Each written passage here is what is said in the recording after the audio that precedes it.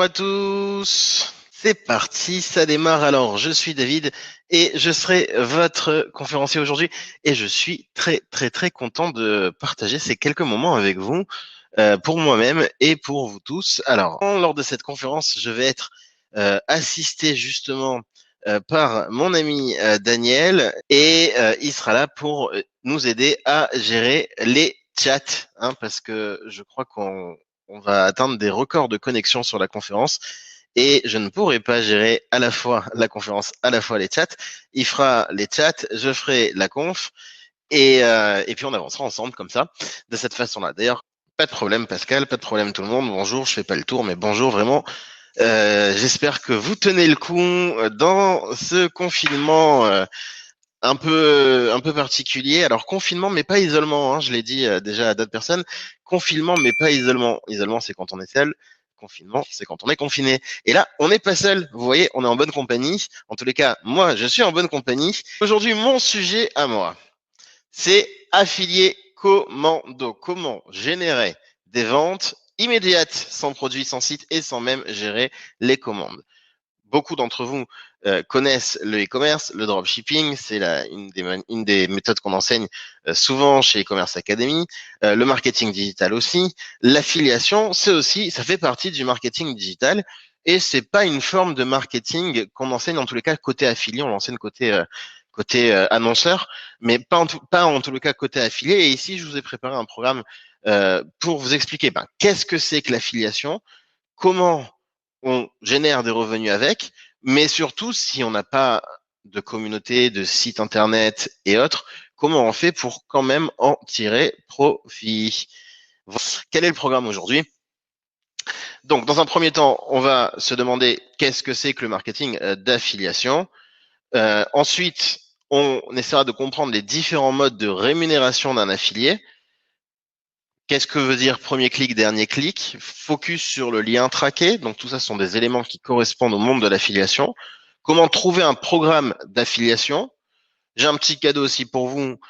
Si vous ne savez pas qu'est-ce que vous allez faire comme affiliation, je vous ai prévu quelque chose. Technique débutante pour diffuser son lien sans avoir de site ni de communauté. On va rechercher des groupes, on va travailler le message, on va apprendre à poster, on va apprendre à s'étendre, on va apprendre à encaisser son paiement et on aura la partie des questions-réponses. Premier sujet, qu'est-ce que c'est que l'affiliation? Bien. Alors, il faut voir l'affilié comme un apporteur d'affaires dans un bon français, un apporteur d'affaires pour un site qui vend en ligne. Ça peut être un site de produits, ça peut être un site de service. Alors c'est très fréquent sur les vols.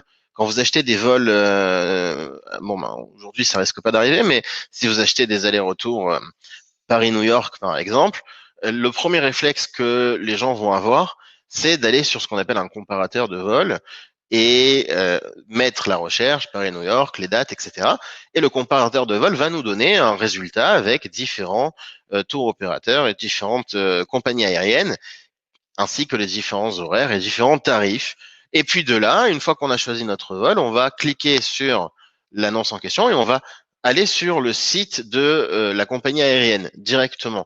Et on se demande bien que fait ce comparateur au milieu. Enfin, on sait qu'est-ce qu'il nous apporte, mais on ne sait pas toujours quel est son modèle économique. De quoi il vit?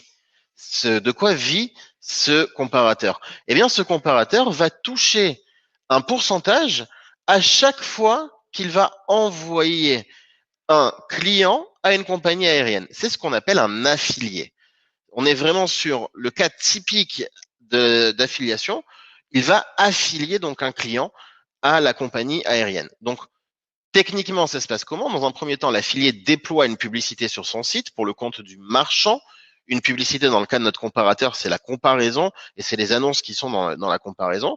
Mais ça peut être, si on travaille avec des produits, ça peut être donc un produit en particulier avec une pub sur le produit. Donc, on va puber la chose sur le site ou sur sa communauté. Certains affiliés travaillent sur des communautés et d'autres ne travaillent ni sur un site ni sur une communauté. C'est ce qu'on va apprendre à faire aujourd'hui.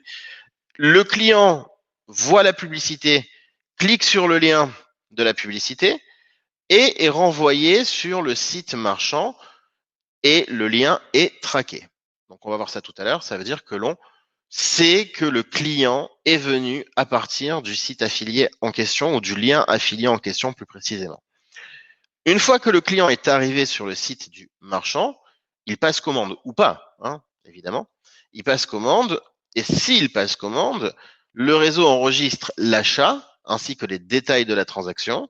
L'achat est confirmé par le marchand. La transaction est créditée pour l'affilié référent, c'est-à-dire que l'affilié sait qu'il a eu une vente et il touche sa commission.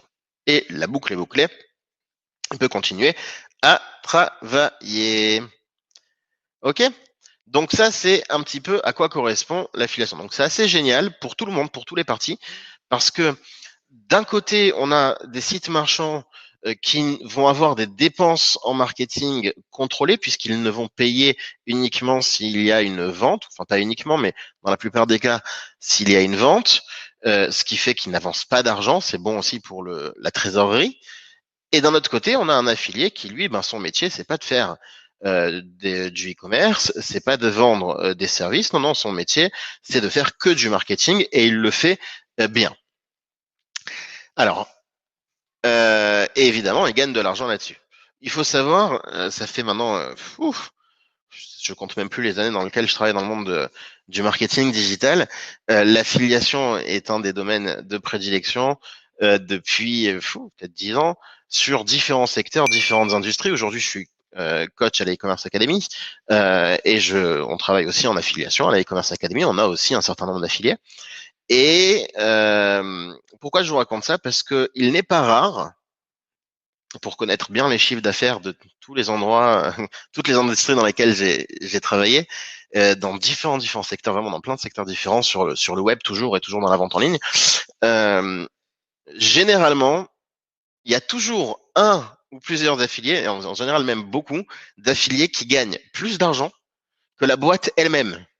C'est-à-dire en termes de marge bénéficiaire, si un affilié est bon, il peut normalement mieux gagner sa vie que le site marchand lui-même. C'est incroyable mais vrai. C'est un des secteurs les plus juteux du web.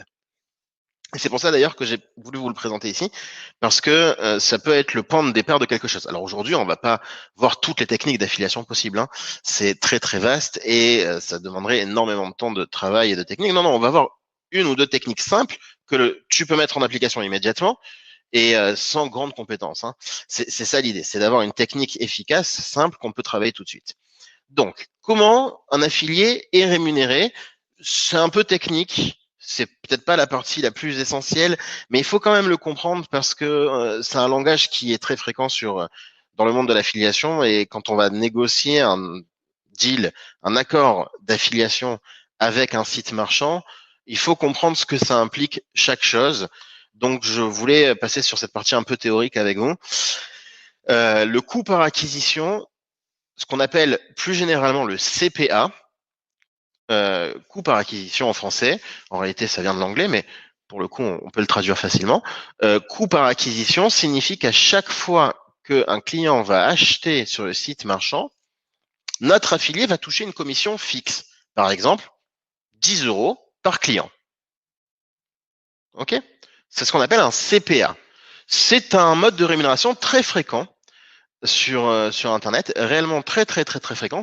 Il y en a un autre que je présenterai tout à l'heure qui est peut-être un peu plus fréquent, mais celui-ci est assez malin et puis assez honnête. Le client est rentré, l'affilié touche de l'argent. Une autre manière de générer donc de l'argent en étant affilié, c'est ce qu'on appelle le coût par lead. Le coût par lead, un lead en français, c'est un contact. Les sites vont travailler avec des contacts. Ça veut dire quoi? C'est-à-dire que l'affilié ne va non pas envoyer un client tout de suite, mais va d'abord créer un lien entre le prospect et le site marchand. Le prospect va laisser son adresse mail, par exemple, ce qu'on va appeler un lead. Et l'affilié va être rémunéré à chaque lead qu'il aura envoyé, quel que soit le résultat, si le lead a consommé au final ou pas. Ce qui est de moins en moins fréquent, ça se travaillait beaucoup sur certaines industries dans le passé. Aujourd'hui, c'est de moins en moins fréquent parce que quand le site marchand achète un lead, il ne sait pas s'il est de bonne qualité Il ne sait pas si l'affilié n'a pas envoyé des faux leads pour générer de l'argent, alors que ce n'est pas des vrais contacts, des vrais prospects potentiels. Et donc, du coup, il y a beaucoup de boîtes qui vont pas vouloir être d'accord de travailler au coût par lead. Par exemple, chez e-commerce Academy, on ne travaille pas au coût par lead, on refuse tous les deals en coût par lead, on travaille différemment. Et c'est le cas de énormément de sociétés. Pour ce qui est de l'affilié lui-même, ça dépend de s'il s'est généré beaucoup de leads de bonne ou de mauvaise qualité. S'il s'est généré beaucoup de leads de mauvaise qualité, ce sera peut-être plus intéressant pour lui de demander un coût par lead. Mais ce sera rare d'être accepté. Euh, Coût par 1000 impressions, ça aussi c'est de moins en moins fréquent. Et c'est pour ceux qui ont des sites qui vont vendre ce qu'on appelle une impression, ça veut dire le nombre de fois où on affiche la publicité de l'annonceur sur son site internet. Enfin, ça se vend par 1000 impressions, donc par 1000 fois qu'on affiche l'annonce de l'annonceur. Ça se fait, c'est bon à savoir, c'est pas super fréquent, mais ça existe. Et enfin, mon préféré, ce qu'on appelle le revenu partagé, ou on l'entendra aussi en anglais sous le nom de rev share. Rev share pour revenu partagé. Revenu partagé, c'est à mon sens le deal le plus équilibré, le plus honnête pour tous les parties. Le client achète et l'affilié touche un pourcentage défini en avance de la commande. Il sait qu'il va toucher 10% ou 15% ou 20% de la commande, suivant les différents deals qui existent. Il y en a même des fois moins, 5%, ça dépend, des fois plus aussi. Donc c'est un revenu partagé. Le site marchand est d'accord de partager l'argent qui est rentré à l'intérieur. Okay, selon un pourcentage bien défini. Donc c'est pas la différence entre le coût par acquisition, entre le CPA et le revenu partagé, c'est que le CPA, on achète le client. On va payer 10 euros par client ou 100 euros par client, quel que soit le montant de sa dépense dans le site marchand. Il peut dépenser 5 euros comme 1000 euros, l'affilié touchera 100 euros. Et souvent, en CPA, une société va payer à perte, va acheter un client qui va consommer même moins que ce qu'il aura payé à l'affilié en question. Le revenu partagé, c'est un équilibre, c'est le pourcentage de ce qui est rentré. Voilà. Donc on me demande est-ce que ça implique une démarche chez les entreprises pour un partenariat? Alors souvent, les entreprises qui travaillent sur le monde de l'Internet vont avoir un pôle affiliation, donc on va avoir des personnes qui vont travailler en tant que ce qu'on appelle affiliate manager, et ces affiliate managers vont essayer de repérer et de rentrer en contact et de nouer des partenariats avec des affiliés potentiels. Ça peut marcher dans ce sens-là. Et à l'inverse, un affilié qui est challenger, quelqu'un qui démarre et qui n'est pas tout de suite repéré par des boîtes, lui aussi peut démarcher proactivement les sociétés et leur dire, est-ce que je peux vous faire de l'affiliation? Est-ce que ça vous intéresse? Alors, suivant la politique de l'entreprise, des fois ça va intéresser, des fois pas. Normalement, ça dépend. Voilà, chez e-commerce Academy, normalement, on ne travaille pas avec des petits affiliés. On va faire une petite exception aujourd'hui pour vous aider, mais de façon générale, normalement, on ne travaille qu'avec des affiliés qui ont une certaine renommée et sur lequel on a un certain contrôle de la renommée. On ne veut pas qu'on raconte n'importe quoi à notre sujet. Un affilié, c'est quand même quelqu'un qui parle de votre image. Donc, il y a des sociétés qui vont pas accepter forcément, mais dans la plupart des cas, ça se passe plutôt bien. En général, une société est d'accord de recevoir ce qu'on appelle du trafic et des clients potentiels. OK? Lead égale un prospect. Exactement, pour faire court, nous dit Charles. Merci. Bien. Premier clic et dernier clic. Alors ça aussi, c'est une notion qui est importante à comprendre, même si ça reste encore dans la théorie. Je suis désolé, je vais faire un petit peu de théorie, mais je vous assure, c'est pas long. Après, on passe vraiment dans l'action. Mais il faut comprendre les choses. Donc, premier clic et dernier clic, qu'est-ce que ça signifie? Quand un affilié envoie un client à quelqu'un ou un prospect à quelqu'un, à un site marchand, le site marchand va lui dire, tiens, ce prospect, je vais te le payer. Ou ce client, je vais te le payer. Mais parfois, deux affiliés différents ont envoyé le même client au site marchand. Et dans ce cas-là, qui est payé? La problématique se pose, qui la société va décider de payer le client qui a été envoyé? Alors, il n'y a pas de bonne ou de mauvaise réponse à ça. C'est une politique interne de chaque société, de chaque entreprise. Généralement, on voit souvent le paiement au premier clic ou au dernier clic. Ça veut dire quoi? Ça veut dire que le site marchand dit, le premier qui m'a envoyé le client, c'est celui que je vais payer. Ou alors, à l'inverse, Le dernier qui m'a envoyé le client, celui qui est le plus proche de la commande, c'est celui que je vais payer. C'est les deux plus fréquents. C'est ni bon ni mauvais. C'est juste que c'est important de savoir que si tu as un affilié et que tu envoies le premier client, ben, tu l'as à vie. Ou à l'inverse, si tu as un affilié et que tu as quand même ta place à prendre le dernier clic, mais tu as par contre, en revanche, tu as le, l'enclume sur la tête de te dire bon, ben, il y a peut-être un autre affilié qui va me piquer mon client sans le vouloir. Hein. Généralement, c'est pas voulu. C'est juste que les deux, le client s'est retrouvé au même sur deux affiliés, en cliquant sur deux liens différents. Une fois le lundi, une fois le vendredi. Hein. C'est pas forcément au même moment. Généralement, pas au même moment d'ailleurs. Il y a d'autres modes de rémunération, mais on va pas tous les détailler ici. Ça peut être en rafale, ça peut être en lead puis cascade. Enfin, il y a différents, vraiment beaucoup de modes différents, mais je voulais présenter les deux principaux.